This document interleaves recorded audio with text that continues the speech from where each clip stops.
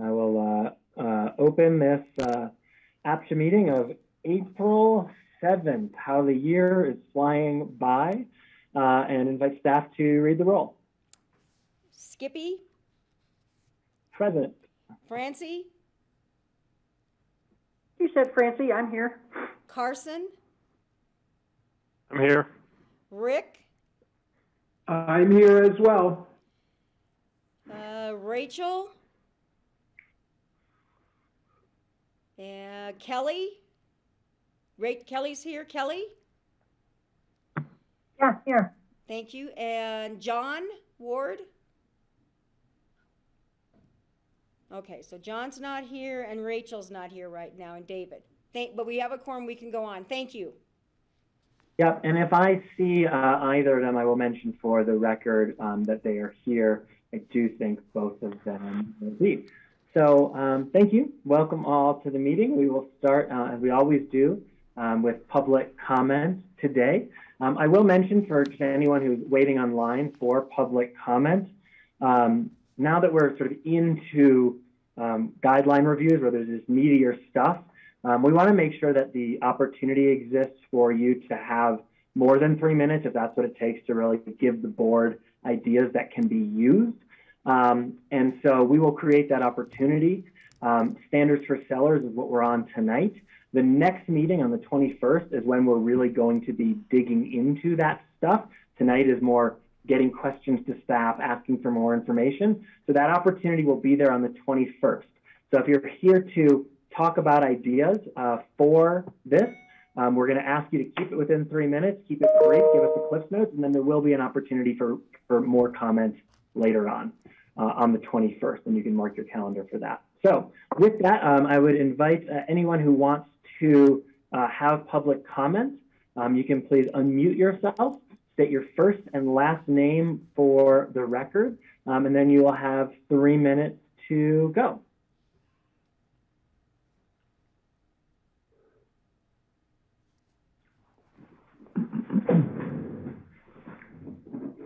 Do a second and final call for any public comment tonight, and I will say for the record that Rachel Richards and David Loughran are now part of the meeting, so staff, you can notate that down. Okay, hearing rather, no public comment. Sorry, Skippy, sorry about that. Just got a note from John Word that he's trying to get into the meeting, and I don't know, Maddie, if you're seeing anything like somebody's trying to enter. He's getting an invalid meeting ID. I'm not seeing his admit, and I'm happy to get to everyone else. I'll send him the information. I just sent him my packet so that he could try my link, but send whatever you can. Great, thank you. Great. Great, so we do have an executive session tonight that will be hopefully quite quick, and then we will come back in for executive director's comments and the meat of the meeting, which is standards for sellers. So Diane, how do we want to manage this transition? I think it would be good if Jim True or Tom Smith advise on how to go into executive session. They're better at that than me. Jim, or It needs to be Tom. Tom. Where is he? He's right here. Tom? Oh, there he is. And John Ward is now in the meeting as well. Okay, the procedure is on the agenda. And so on the executive session item 515, regular practice is to vote to go into, or a motion to go into executive session. I move to go For the to reason reciting what's typed on the agenda. I'll be happy to recite that. I move to go into executive session to obtain legal advice from APCHA's attorney in accordance with CRS 24-6-402 4B for conference with an authority's attorney for the purpose of receiving legal advice on specific legal questions for a legal case. The Centennial Owners Association versus APCHA et al.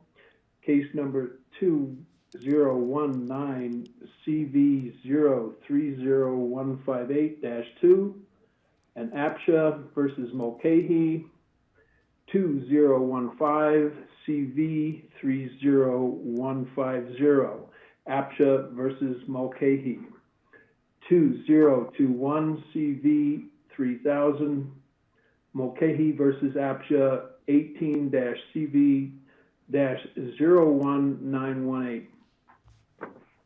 Hope you get a second after all that work. I will second, and then I also have a discussion item before we take a vote. If that's okay, Chair. Yeah, absolutely. Go ahead. Okay. I would like permission from the board to invite in our county attorney, Laura Maker, and Phyllis Matthias, who's our deputy county manager, regarding the Centennial suit, since Pitkin County was part of that lawsuit. And that's my pleasure of the board to agree to that. Got it. Thank you, Kelly. Does anyone on the board have any objection to that? If so, please state it now. Okay. Sounds like that will be fine. Thank you. I appreciate that. Skippy, I have a question as well. We have a motion, we have a second, but do we have a separate room to go into for the Zoom executive session, or how are we doing that? We know how to take care of that. We will take care of that. We'll make sure that the people who don't belong in there will go into a waiting room. No one Okay, can thank hear you us. for that. Yep, no one can hear us. And I would note that I need to be invited in by the APCHA board also. Well then, I don't know if an official board member must make that, but I'd love to invite in the one and only James R. True, also known as Jim True, into our meeting. And if anyone has any objections, please state so now. Excellent, you're in, Jim. Thank you. Okay, so staff, can you read the roll then for the motion and second into executive session? I don't know who she is. Roll call. Skippy, Yes. Kelly, Yes. Rick, Yes. Carson, Yes. John. Yes. Thank you. Okay, if you can please give me like 4 minutes, 5 minutes to get everyone settled and GrassRoots settled, that would be great. So we'll let you know when we can Thank you. actually start it. Great.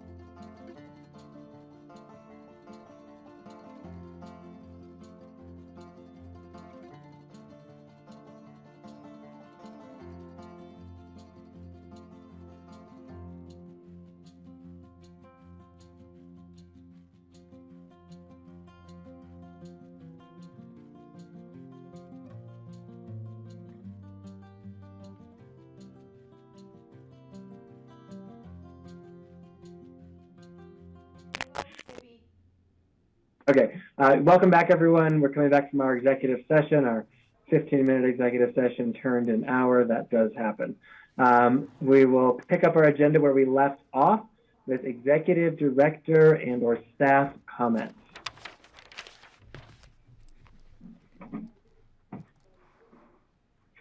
You know what? I bet Diane is possibly using the restroom. Maybe she's here back. I can start if she doesn't want it. I'll start and then I'll pass it back over to Diane. So update on re-qualifications during COVID.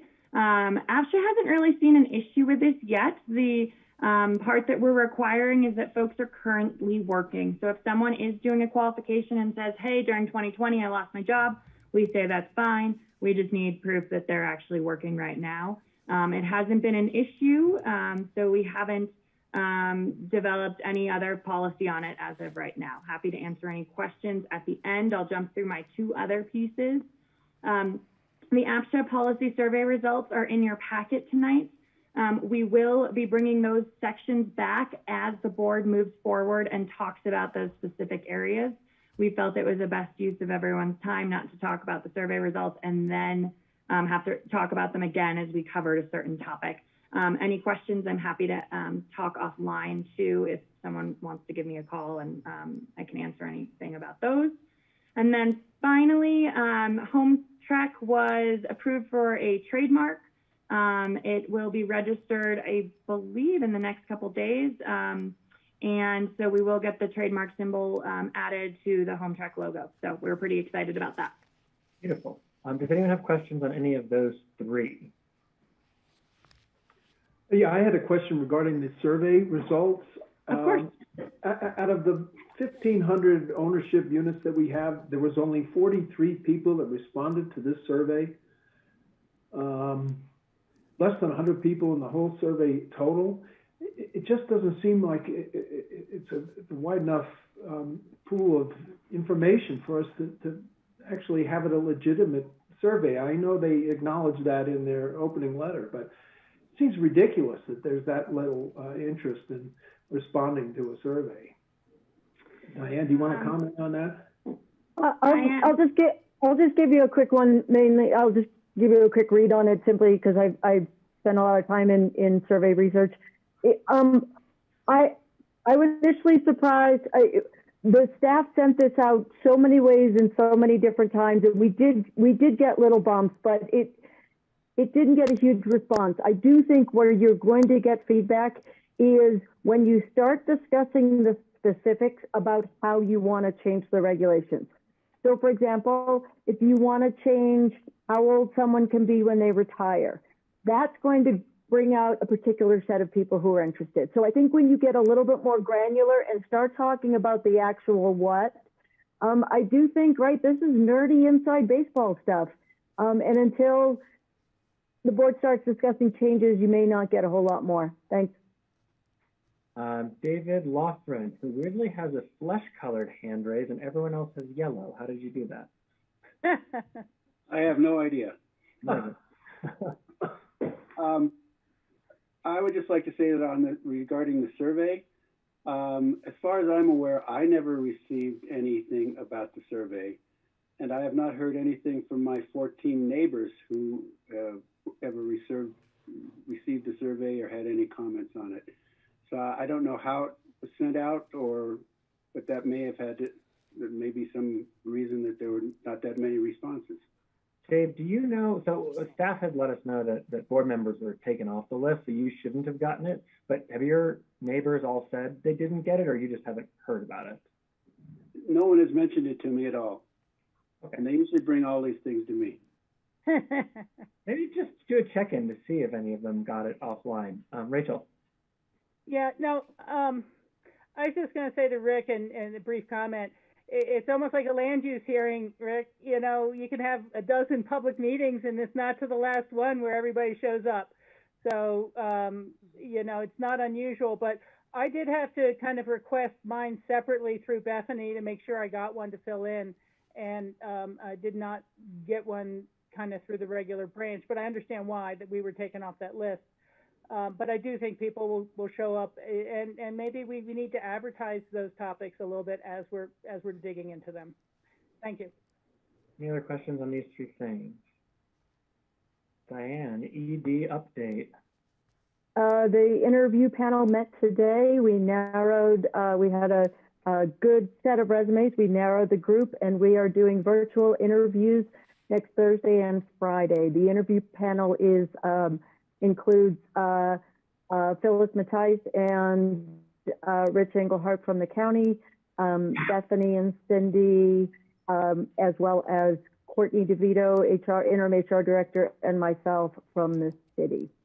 And so we are confirmed for 2:30 p.m. on April 21st for virtual presentations to the APCHA board, the community, and APCHA staff. I will be forwarding you an email from our recruiter who's going to ask you if you have questions that you would like to submit. The finalists will do introduce themselves, kind of background piece, then they'll ask a set of questions, and just because you submit questions doesn't necessarily mean we'll get to ask them all, right? We can't ask like 20 questions in what will probably be about a 45-minute presentation by each candidate. But you absolutely can submit questions, and we've already got the survey developed that the recruiter will be sending to you so you can provide individual, both quantitative and qualitative response. The final interviews are the last week in April, hopefully in person, and we're hoping before a selection in the May timeframe. Thank you. Diane, any questions on this? Seeing none. My one question, Diane, what do we narrow the group down to for the interviews? How many people? We'll be interviewing 6 folks. 6 folks. Got it. Okay, great. Anything else from staff? Okay, we will move on from executive director comments to the consent calendar. We're only moving through it tonight. Do I have either a motion to approve the minutes of March 17th or a suggest for a change? I move to approve the minutes of March 17th, 2020 regular meeting. Second. All right, a first from Rick, a second from Kelly. Staff, could you read the roll? Skippy, Yes. Carson, Yes. Kelly, Yes. Rick, Yes. David. Yes. Thank you. Great. So we will move on to the meat of our conversation. Standard for sellers continued. Staff is going to take over this from here, so I'm just going to slink back into my participant role. That's going to be nice. No looking at hands or anything. Diane, I don't have a digital hand, just so you know, because I'm hosting. So you can unhost me if you want me to use that, or I'll raise my physical one if I have questions, and take it away, and thank you. Sounds great. Thanks, Skippy. And I am fortunate that I have a couple screens going, so I should be able to manage a couple of a full panel so I can see folks. I will say I'm going to fly through this as best I can. And with your permission, I'm going to facilitate a little bit stronger than I normally would. You're okay with that. And the reason is what I'd like to get through tonight is a quick introduction of the pilot inspection program, answer some clarifying questions, ask you to send email feedback to Cindy, Bethany, and myself by the 12th so that we can prepare a presentation and discussion for the meeting on the 21st. And so that the intention would be, we'd love to kind of wrap up, if you're interested in doing a pilot inspection program, that we could kind of let staff start moving forward on the mechanics of making that happen by the 21st if possible. The second piece is I'd like to at least introduce the straw man proposal for a capital improvements, either seller standards or seller and optional owner capital improvement program. This one I expect to take a little bit longer. And one of the things I do want you to think about, in addition to giving me, I'll ask kind of everyone for, I think we can get to kind of top 3 thoughts from everyone, and I will try to respect and leave appropriate time for board comments that are separate from this at the end of the meeting. One of the other things to think about, and that, you know, you could check in with Skippy on if you want to have a discussion or something, is that we don't have to do this in a board meeting. If you wanted to create a subcommittee of APCHA board members to kind of modify the straw man or come up with a new version, that could be another way. There are multiple ways to approach this. This is simply a framework to try to move us past the brainstorming stage.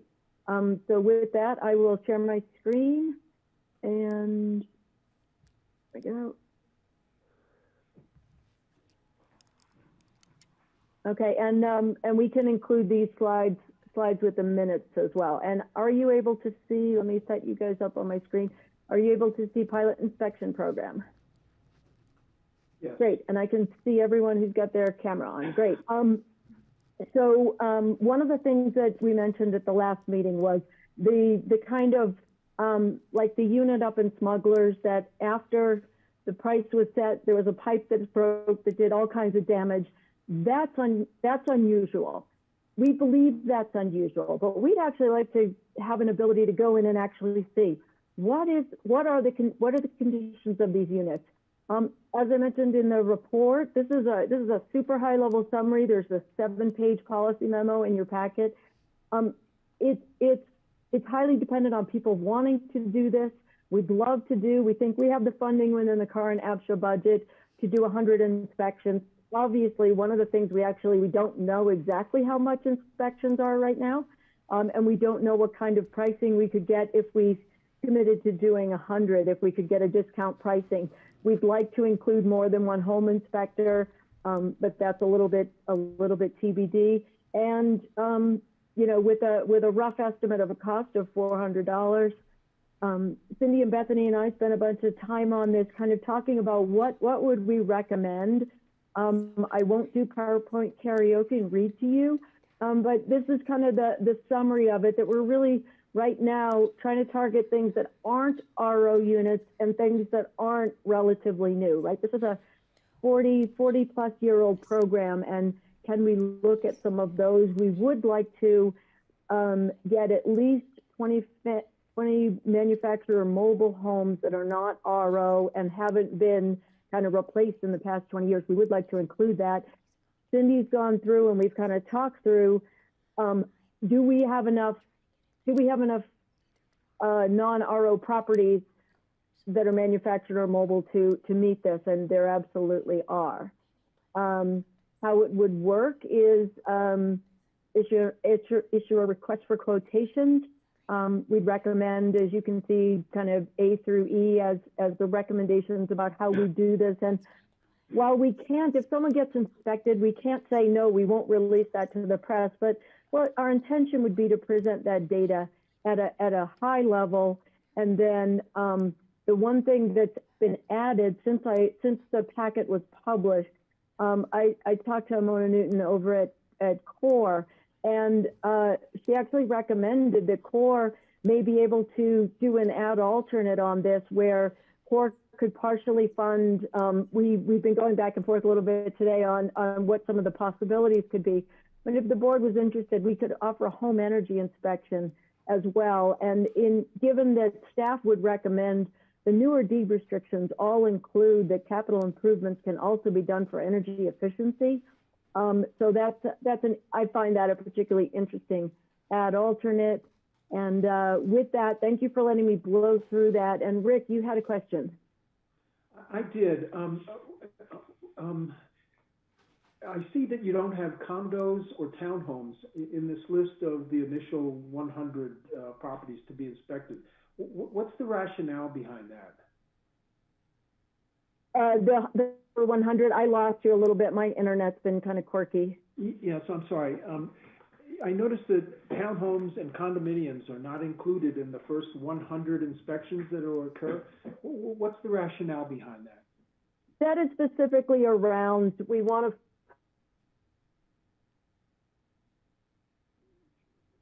Diane, I cannot hear you. We lost you, Diane.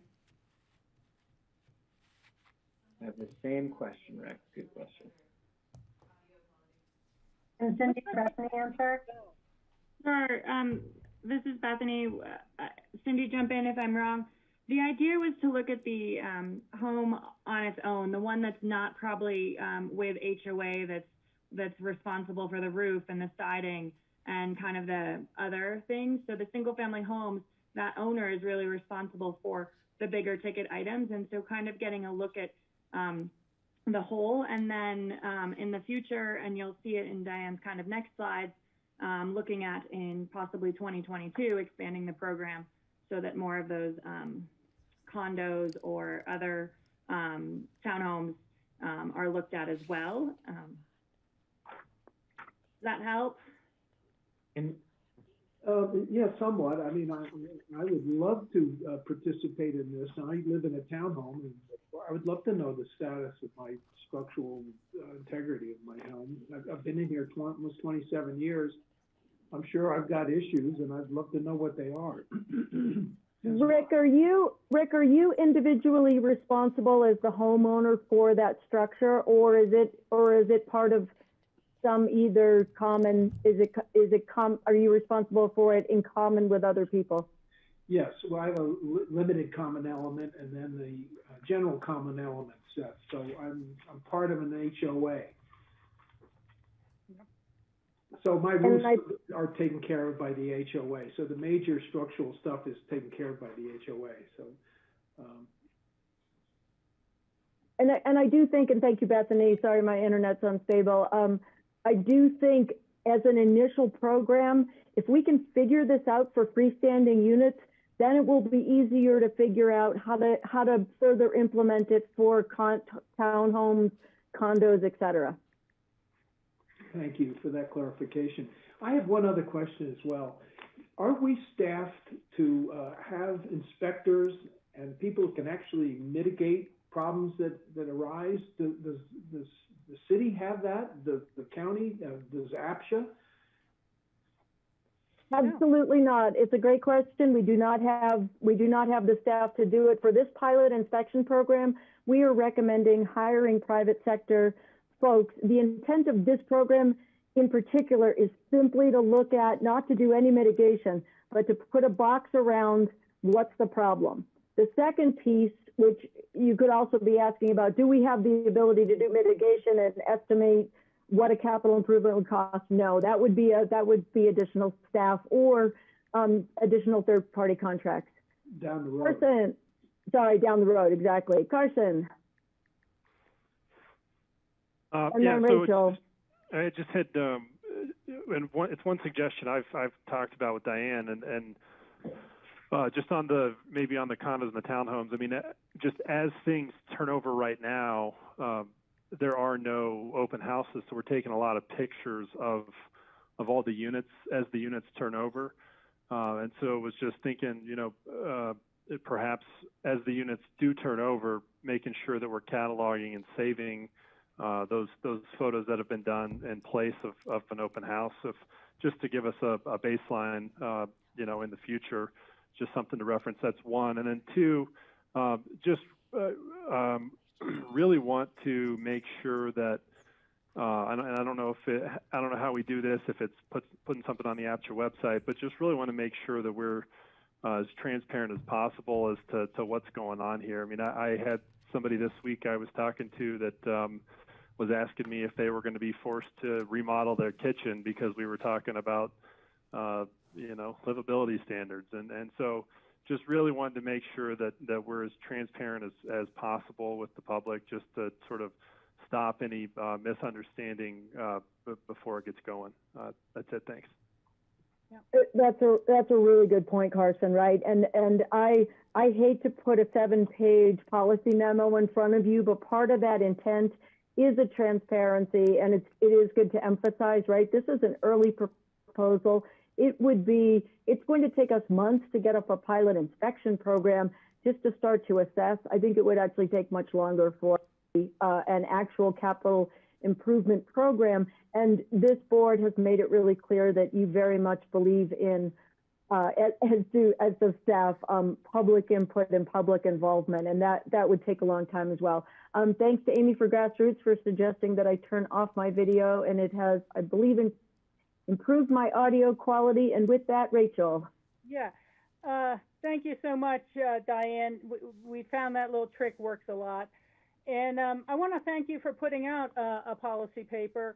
I always say it's easier to be an editor than an originator, and it gives us something really to work off of. So I have a number of thoughts to download with everyone, and maybe it's a bigger picture, but one thing I can't tie it to specific aspects of this proposal, but it's all in there. The one thing that's really struck me is that people can't tap their appreciation to make interior improvements until they sell, per se. You could expend money if you have it, if you're not stretched, if you're not a category 3, with all sorts of special assessments from the HOA. But, you could know you need to remodel that kitchen, but you're still going to live here. You're not trying to sell it, but you can't tap your appreciation without refinancing. And I think that if there's anything really missing from a little bit of this, it's refinancing. And I was a single mother. I had to refinance my place multiple times raising my son. I wish I hadn't. It'd be paid off now. But, maybe the inspection should be required at time of refinancing, because APCHA has to give people a new appreciated price for that loan that they can get up to 95% on. And that's probably where we get to people who are going to sell and they have very, very little equity left in order to make the repairs that are needed. So I think we should think a lot about when an existing homeowner refinances, is there a requirement to inspect then formally before, again, I have refinanced in the past. He'd come in, he'd look around, he'd say, yeah, everything looks pretty good, bye, you're out. And it wasn't a full inspection. So I think that might be a trigger point that catches properties before final, decay. Rachel, can I just, I'm sorry, Rachel, can I just, I can't hand signal you with my video off. Okay. What I'd love to do, and I know you might have to leave early, so what I'd love to do is just check with the board to see if anyone has any other clarifying questions on the pilot inspection program, then move into the next section, and I'll go to you first for feedback. Oh, okay, I'm sorry, I thought we were all, no, I don't have any, well, the one real clarifying question I would have on here is I think we should put in a depreciation schedule. People need to know what to expect. If you're saying, you can put in a new this or that, but it's going to depreciate over time, does it depreciate in 10 years, 15 years, 20 years? And I find the language about what is capital versus what is maintenance just really limited. It needs to have a lot more detail in it so that people will really understand the difference between the two. And I'll leave it at that and then come back for comments. Thank you. That's a really good point. And actually, having lived in a deed restricted property in another community that had a 10-year straight line depreciation, I really appreciate that APCHA uses the standard depreciation, and I think there is a greater education we could do on that front with what's the standard book and how does it work. So thank you. And I am taking furious notes, as are Cindy and Bethany as well. Other clarifying questions? Thank you, Rachel. Other clarifying questions on the pilot inspection program? Skippy, your hand disappeared into the maroon bells. Oh, I can't see them on the side weirdly. Yeah, a couple more clarifying questions. I'll go from the specific, assuming we're moving it forward, to the kind of broader one. Back to Rick's point about only freestanding homes first. We've made it very clear that this is only what's inside the box. It's not the stuff that is HOA specific. So, I guess I'm still not clear on the rationale for narrowing it there. Is it that we only have so much money in the first year, and so we want a larger sample size of a particular thing? Or is there something else that I'm missing? I think it is that the bulk of the HOA capital improvements that are going to need, so if you've got a 30-year-old property, or let's say you've got a 40-year-old property, and that no capital improvements have ever been done. If you are living in a condo, the biggest capital improvements that are going to be needed are ones that are going to need to be done by the HOA. Things that are structural, things that really deteriorate over time. If those items in a freestanding unit can be significant if they haven't been kept up with. A roof, a foundation, Carson's wet wall, right, leaks, all those types of things. And so we just wanted to start with that because it's an easier to manage item, because as soon as you send someone into a condo and you're going to have a third-party inspector have to start to make the call of, is that the responsibility of the owner or the HOA? And we don't have a lot of money to spend on this, and so we thought it'd be good to start with freestanding properties. Thank you. Okay, yeah, with limited funds, that would make sense as a point of inquiry, but there's plenty of, like you said, there's plenty of wet walls in condos too. So, okay, thank you for clarifying that. Second question, moving out a little bit, let's say some version of this moves forward. My assumption, which could be wrong, is that the worst shape a property is in, there are probably reasons why a person would be less desirous of having this inspection. They're fearful that their result will make it more likely we change something that harms them. They're more concerned that it's embarrassing, right, for either the inspector or if it becomes public, a variety of things. And so how, A, do you agree that we may get skewed results? And B, if so, what do we do about that? It's a very logical assumption, Skippy, that could happen. And I don't know until we try, which is why it's a pilot. I do think that some of the stuff that at least I know the board wants to figure out how to make this affordable. And actually, to Rachel's point on the refinancing side, Sarah Ott and I are having a conversation with John Ward just to talk about, are there additional options we can bring to the table that are financial in nature, such as a second mortgage or something, just to start to explore that, so we may be able to add that to the conversation. So Skippy, I do think it's a valid concern, but without trying, we're not going to know. Okay, fair enough. And then last question, and this is like the bigger picture of like, why are we even doing this? And of course, I read the packet and what you said, but in my mind, when we look at Section 2, in order to hand a unit over in better shape than it actually is, we kind of have three options, right? The seller does the work, the buyer does the work, or there's an intermediary. If there's intermediary, if that's APCHA stepping in or the city or the county, then I clearly understand the value of Section 1, because we need to understand the scope of the problem to see if we even have the resources to address it, right?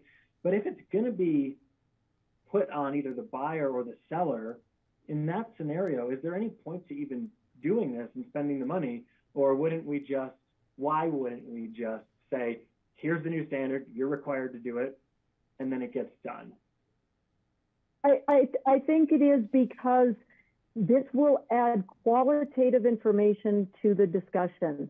If we inspect 100 homes and we inspect, let's say we get to inspect 20 or 30 manufactured homes and find that 2 of the 100 are in really bad shape and the other 98 are sort of okay, that may have you in a position of wanting to make a different policy decision. It doesn't negate the importance of doing some public engagement at the point at which you want to put some ideas out to the public. But it's just more data for the board to be able to make good policy. Thanks. I appreciate that more data is better than less. But I think a check-in point for the board going into this or through this is, is there any scenario of outcomes from this that leads us to say we're okay with properties being handed over in poor condition? For me, there wouldn't be. And then the second one is like, are we willing to wait a year, 2 years, 3 years for Section 2 until we get those results? And so I think those are important checkpoints, because if the answer to both of those is no, then depending on how we want to fund Section 2, Section 1 may not be necessary. I'm just going to ask Bethany. Bethany, can you jump in and mention about the need to update deed restrictions? Sure. Skippy, your point about if we tell people that this is the new rule and they have to do it now, folks need to sign a new deed restriction. So if they're under a current deed restriction that doesn't have any of this requirement or doesn't even relate to a current APCHA regulation set, none of the changes that we might make about changing seller standards would take effect for them. So really allowing us to get in and inspect some units by a third party gives us an idea of if there is a problem. Maybe the inspector is going to come back with these 100 homes and say, 98 are in great shape, and there's 2 that aren't in, 2 that need a significant amount of work. So it really gives us that data set that we can move forward, as well as we start to try to change policy, where do we go and how do we really want people under new deed restrictions? And if that's the case, can we get people to sign them? That I understand, but the act of somebody choosing to take this free inspection does not change their deed restriction, as I understand it. Correct, it doesn't. It just it's an offer, and if people are interested, we'll have to see, because it's not a requirement. So. Okay, those are my questions. Thank you, guys. Rachel's got a question. Rick, you still have your hand up, and Carson, you guys do. I'll go to Rachel first. I was just going to try to answer Skippy's question a little more directly. Skippy, that leaves us exactly where we are with the 2 cases that we heard last week. Nobody has any legal power to make somebody do something. You can't get blood from a turnip, and what if the seller and the buyer say, oh, okay, I'll repaint, I'll drop $1,000, kind of the type of negotiation Bethany normally gets. And then 2 weeks later, all the appliances break down because we didn't expect it, and as it is right now, what the buyer puts into their new unit, they cannot add to the price when they go to resell. And with an inspection that says objectively this must has to be put into the unit and this much could legitimately be added to the resale base for this new buyer, it has to be objective, not subjective. And so I think that's part of it. Again, right now a seller has 20 other people lined up willing to take that unit. Some of them have family money and they can buff it all out and not care if they don't recoup that $30,000. So I think that's why the inspection's needed, is just to remove the subjectivity. I'd hate to have somebody walk in and say, I don't like the color of your carpet. You're going to have to replace that whole thing. Whereas someone else can come in and say, I don't like the color, but it's not worn out. It's not frayed. It was only, we've got to get rid of any subjectivity. Rachel, I'm not suggesting, sorry, just before you continue, because I'm not suggesting that there's no merit to an inspection. I think there's great merit to an inspection and an independent inspection. I want to see every sale have an inspection at some point and the standard be tied to that inspection. Okay. 1,000%. I'm just asking about Section 1 of like doing these voluntary inspections that are not tied to a sale. What are we really getting from those if we're not going to be in the business of handling that transition and funding it and needing to know, what is the scope of this project? Okay, well, thank you for that clarification, because I didn't understand that aspect at all. Oh, yeah, 100% in on inspections being very critical to a solution here.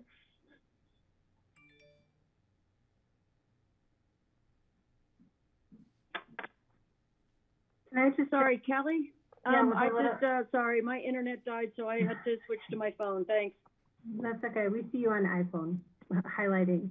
I just want a little bit of point of order, because we're getting into sort of discussion, which is wonderful and rich, and we need to have it. And this meeting is way too short to do it. And so I just want to ask if we can, just be explicit in asking questions. And we're going to send all of our discussion and thoughts to staff to help guide our conversation next week, because we are pressed for time and there was not enough to do that here.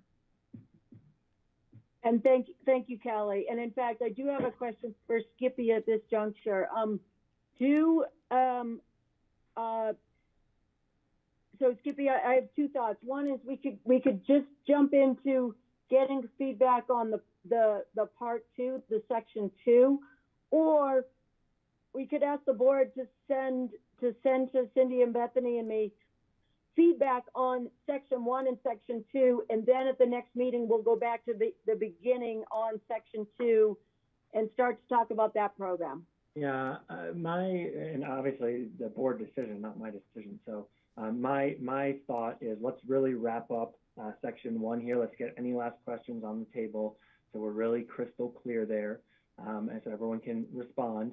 If you want to take initial thoughts on section 2 via email, that's fine. I don't think we have time to get into it all today. I think that's fine, but I want to make sure that there is ample time for discussion and sharing of ideas, and that we don't sort of take those initial emails as all the feedback we get, because of course we are all informed by each other's opinions as well. Very much so. Do you want to get board consensus on that? Or I think people were good with that.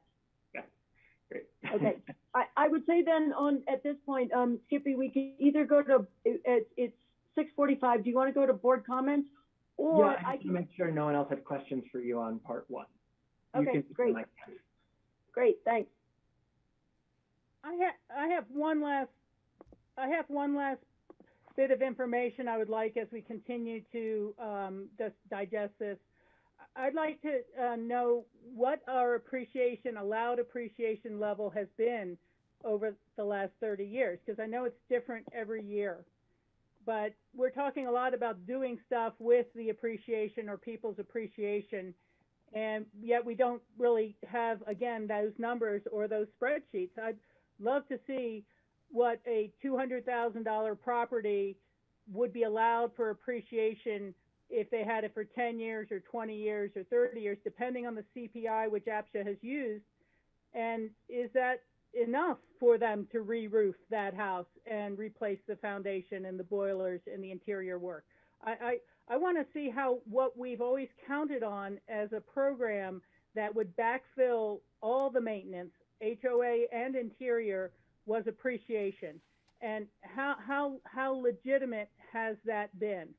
And we need to know what money has been out there, or appreciation rate, to really discuss this proposal, I think, thoroughly. Thank you. And Rachel, I will answer yes. And so Cindy knows most of that and can pull that together. I think right? We've got some properties that are a flat 3%. We have some that are CPI. We have some that are CPI or 2.5%, whichever is lower. And we have some that are 6%. The other piece, though, is that, and this is the kind of in the part 2, we are recommending that we allow some additional appreciation for capital improvements on the properties.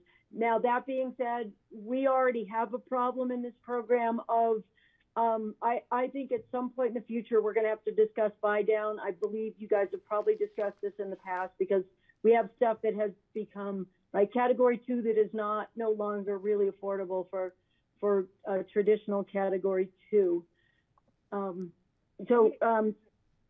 mean, we're all obviously going to send our thoughts in, and I'm sorry to keep pushing this if I'm doing it wrong here, but I want to ask the question, should there continue to be appreciation? Perhaps it would be better for APCHA to buy in the units, not allow appreciation, not try to subtract this amount of repairs from appreciation for people, and make the repairs as we are needed and resell. But I think we need to we're trying to tweak an old system rather than ask ourselves, is there a different system that really matters? Have our categories kept up with the wages the way they were supposed to? I mean, that was another calculation, that we thought certain jobs would rise with that 3% CPI or less. Did they? And did we allow enough appreciation for people to actually make the improvements before they sell, or a way to tap that appreciation? I think that, again, we're just tweaking around the edges, and maybe that's all we can do. But I really want to start asking some of the bigger questions about the math around appreciation, depreciation, and category pricing, and see if there might be a better way to approach this. You could look at some of the numbers, particularly for older units, and you'll find that asking the seller to say 1% of what there was and the other guy can add on 1%, and it's not going to cover the amount of repairs needed. And so I'm not sure that the math and the equation is all going to work out without getting some numbers or some ranges of numbers around the type of repairs and maintenance that folks are expecting out of their units. And with the whole program perhaps launched on some principles that haven't played out. So that's what I'll leave it at that. But I rather than tinker with appreciation, I want to ask: has appreciation worked? Is there another method for maintaining the homes the way they should?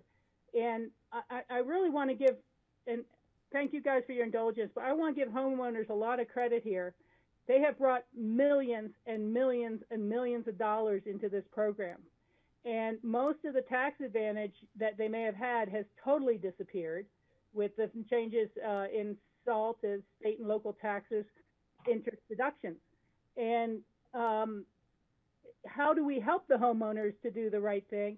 Have we put them in binds that we never even realized 10 years ago, 20 years ago with some of these issues? And so I just leave it there, but I can't answer any of these questions without more information. Thank you. And Rachel, I really appreciate the questions you're asking, and I think you've asked some fundamental ones that the board may have to answer prior to entering into the discussion about, do you want to create a program that's based on the current program, that's based on the idea of appreciation.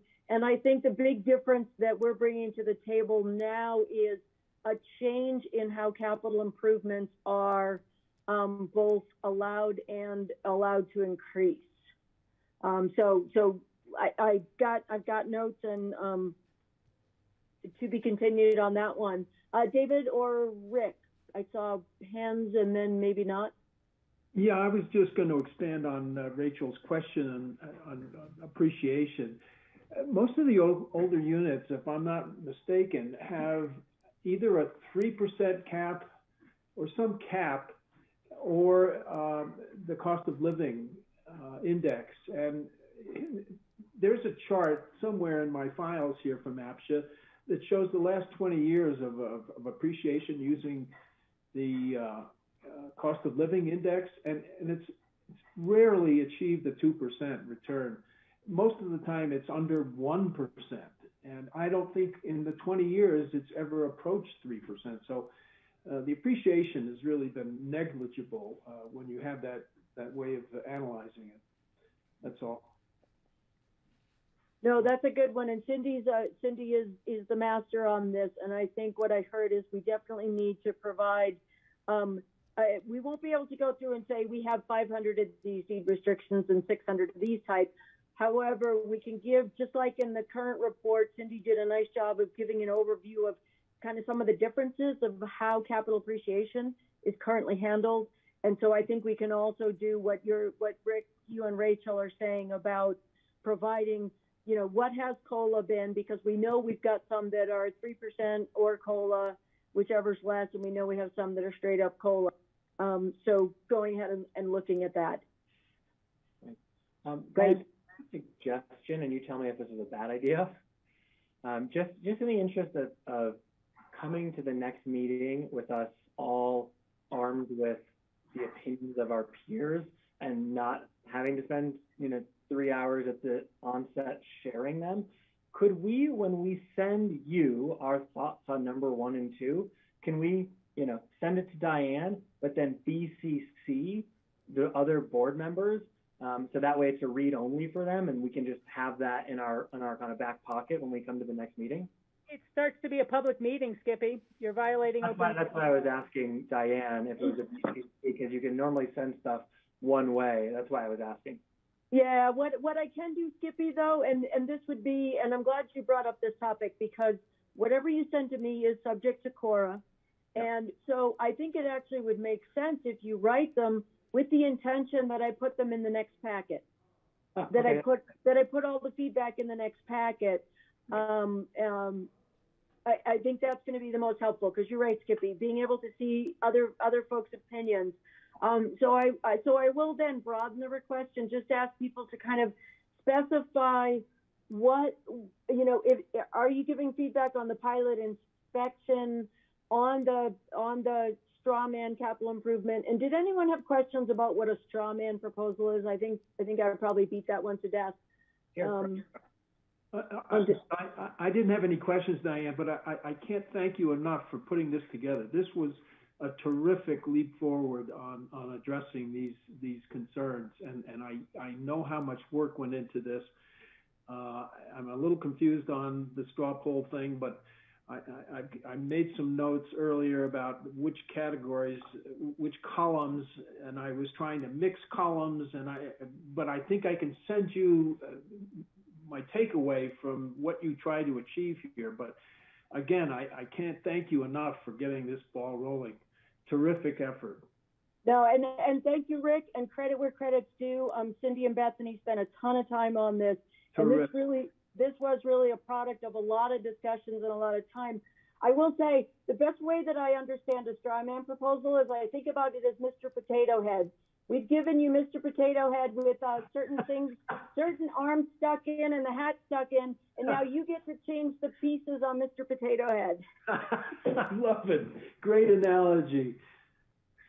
So Rick, so what you just suggested is actually a great idea. If you identify, hey, when it comes to capital improvements or allowances for energy efficiency or depreciation schedule or future appreciation, if you say this is the category and this is what I would like it to be, the more that you express preferences, the better. Because then what happens is, as you go from taking an initial, right, this is like, we threw this out, it's like throwing spaghetti on the wall. What do we think?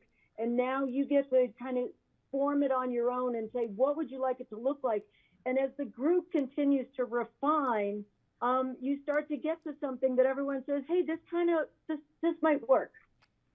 You're absolutely right, but it takes some assumptions, though, to begin to try and match column A and B and C and kind of mix and match and do a potato man, as you suggest.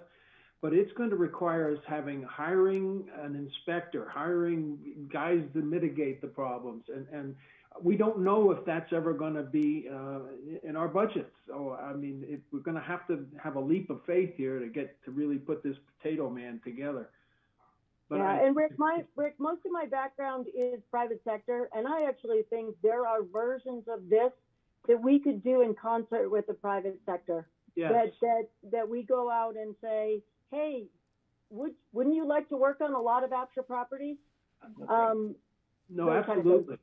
No, it's a great start. I can't thank you enough, you guys. Appreciate it. Okay. Great.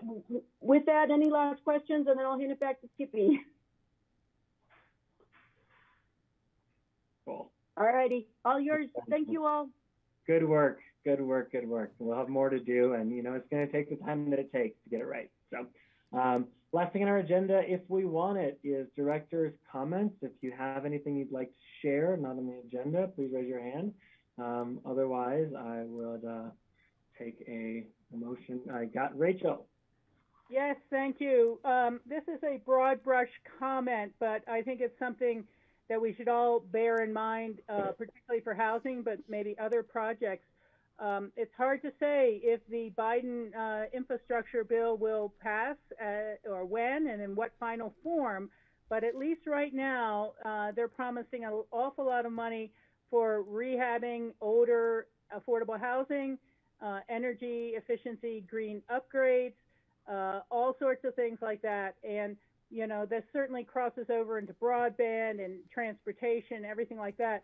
But when these dollars are allocated for economic recovery, out of the last two that I've seen, shovel-ready projects tend to win out because they want to get the money spent and into circulation. And so I'm really not sure who or how to keep in touch on housing potential dollars and grants, and being prepared to see what we could do to pull down some federal money. But I just want to put it out there that this gravy boat is only going to go around once or twice, you know, and it's not going to be big money again for broadband or anything like that for quite a while afterwards. So let's try to get anything that we've been thinking about in the background that might be potential for grants or federal funding. And that's all. So thank you. It's a good opportunity. Yeah, great. David. Yeah, I would just wanted to second Rick's comments about this memorandum. I was completely impressed with it while reading through it and how thorough it had been thought out and how well it was put together. Certainly kudos to Diane and staff, Bethany and Cindy and whoever else worked on it. This is a lot of great work and really appreciate it. Yep. Kelly. I'll move to adjourn if there's no other comments. Sorry, I was slow to unmute. I have a few comments. Yeah, I'll just echo, I think 4 things. So I'll just echo what Rachel said. I mean, just to illustrate, you know, the state stimulus money for housing is proposed at $9 million.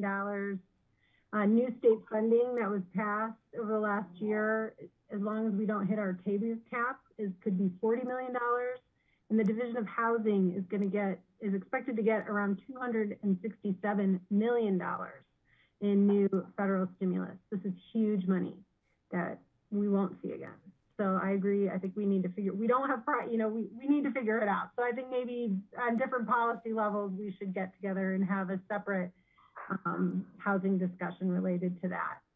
I would also suggest kind of a minor potential program to maybe stick in our, future file to consider would be APCHA as a property manager, considering contracting to report credit for tenants at our APCHA-owned properties. This sort of came on my horizon for legislation that's being considered, but I thought, we don't have to wait for legislation to do that. APCHA manages property.